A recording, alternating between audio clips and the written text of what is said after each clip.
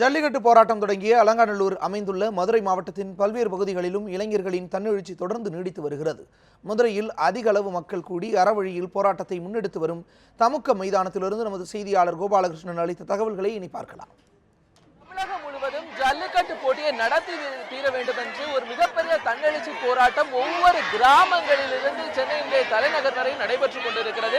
நம்ம இப்போ மதுரை மாநகரில் தமுக மைதானத்தில் இருக்கிறோம். கிட்டத்தட்ட ஒரு 25,000த்திற்கு மேற்பட்ட இந்த தமுக மைதானத்தை சுற்றிலும் இருக்கிறார்கள். இங்கு ஒவ்வொரு பகுதிகளாக பிரிந்து தொடர்ந்து கோஷங்களை எழுப்பியபடி சிறு குழந்தைகள் முதல் பெரியவர்கள் வரை தங்களுடைய வேர்களையும் தங்களுடைய பாரம்பரியத்தினுடைய விழுமியங்களையும் பாதுகாக்க வேண்டும் என்று தொடர்ந்து முழக்கமிட்டுக் கொண்டிருக்கிறார்கள். பீட்டாவை தடை செய்ய வேண்டும் என்றும் ஜல்லிக்கட்டு போட்டியை நடத்த வேண்டும் என்றும் இவர்கள் தொடர்ந்து போராடி கொண்டிருக்கிறாங்க. நம்ம இது குறித்து இங்க கேட்கலாம். ஒரு அம்மா இருக்கிறாங்க.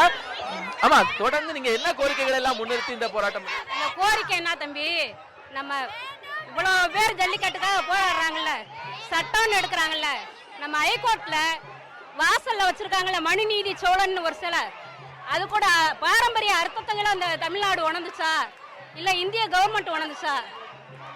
மனுநீதி சோழனோட கதை என்ன அர்த்தம்?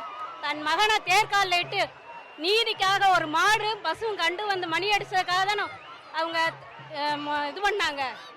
நீதி அரசர் நீதியை நிலைநாட்டினாங்களா இல்ல? சிவி சக்கரவர்த்தி இருக்காருல்ல, தன் தொடையை அறுத்து கொடுத்தாருல, இதெல்லாம் இந்த பீட்டா உணர்ந்துச்சா? எந்த வெளிநாட்டுக்காரே இந்த மாதிரி நம்ம தமிழ்நாடு மாதிரி செஞ்சிருக்காங்கன்னு சொல்லுங்க. அரச பரம்பரையில வந்தவங்க எவ்வளவோ நல்ல இதெல்லாம் செஞ்சு வச்சுட்டு போயிருக்காங்க.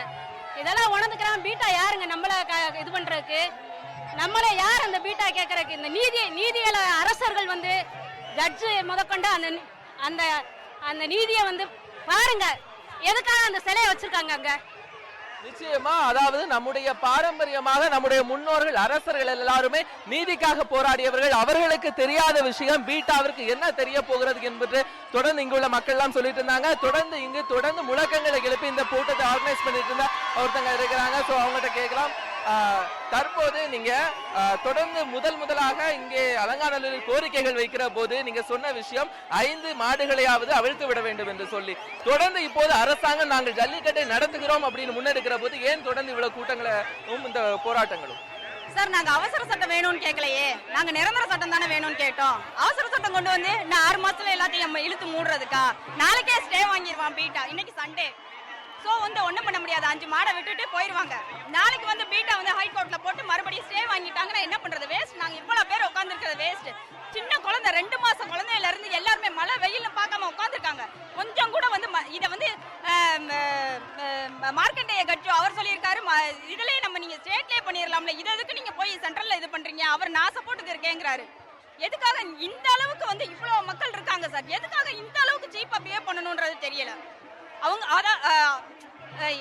எங்களால வார்த்தைகளை சொல்ல முடியல, திட்ட முடியல எங்களால. நாங்க வந்து அமைதியான முறையில டீசென்ட்டா நாங்க பேசுறோம். தயவு செஞ்சு எங்களுக்கு ஜல்லிக்கட்டை தயவு செஞ்சு அவசர சட்டம் இல்லாம நிரந்தர சட்டமா கொடுங்க. தொடர்ந்து எல்லாருடைய கோரிக்கைகளும் அவசர சட்டமாக இல்லாமல் நிரந்தர சட்டம் வேண்டும் அப்படிங்கிறாங்க. தொடர்ந்து ஒரு குழந்தை தொடர்ந்து இந்த ஜல்லிக்கட்டுக்காக குரல் கொடுத்து கொண்டிருந்தார்கள். காலை முதலே அந்த பொண்ணை கேட்போம், ஜல்லிக்கட்டை பற்றி அவருக்கு தெரிந்த விஷயங்களா? இந்த ஜல்லிக்கட்டை நடத்த வேணும் அப்படின்னு நீங்க எத்தனை நாளா போராட்டம் பண்ணிட்டு இருக்கிறீங்க?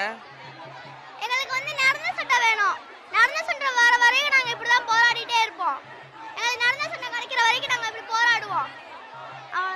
மாடுகளை உங்களுக்கு ஏன் பிடிச்சிருக்கு? மாடுகள் ஜல்லிக்கட்டை ஏன் நடத்தணும்னு நினைக்கிறீங்க? மாடுகள் வந்து நம்ம வீட்டுல வளர்க்குற ஒரு பிராணிகள் தான். அது நம்மளுக்கு வந்து அது வளர்க்குறதுல ஒரு இது கிடையாது. நம்ம வளர்க்குற பிராணிகள் அது நம்மளோட சின்ன பிராணிகள் தான். அது நம்ம விளையாடுறதுல ஒரு தப்பும் கிடையாது தானே? நிச்சயமா, குழந்தைகள் தங்கள் வீடுகளில் இருக்கக்கூடிய செல்ல பிராணிகள், நாங்கள் அதை செல்லமாக பார்க்கிறோம், அதோடு கொஞ்சுவதற்கும் அரவணைப்பதற்கும் எங்களுக்கு உரிமை இருக்கு அப்படிங்கிற நிறைய கருத்துக்களை பதிவு செய்தார்கள். ஒளிப்பதிவாளர் சம்பத்துடன் கோபாலகிருஷ்ணன், நியூஸ் 7 தமிழ்.